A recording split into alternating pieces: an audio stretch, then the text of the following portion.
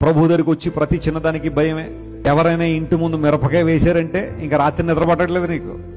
ఎవరో మిరపకాయ వేసేసారండి, కొంచెం బాగుంటే తీసుకొచ్చి పోపులో వేసేదాన్ని కడిగేసి, ఇబ్బంది లేదు. నిమ్మకాయలు వేశారండి మా ఇంటి ముందు 3 అండి, ఏమవుద్ది నిమ్మకాయలు? ఏమవదు. మా ఇంటి ముందు గుమ్మడికాయ పడేశారండి.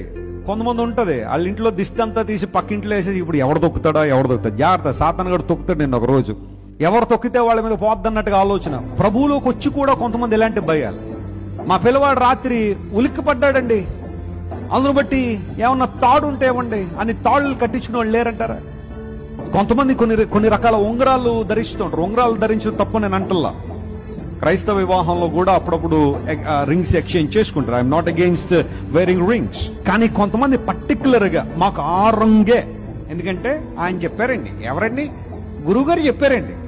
ఆ గురువుగారు ఏమన్నారంటే, ఈ ఉంగరం పెట్టుకుంటే నీకు ఏమవుతుంది, ఆయన ఉద్యోగం వచ్చేస్తానండి. ఏమనాలి నిన్ను?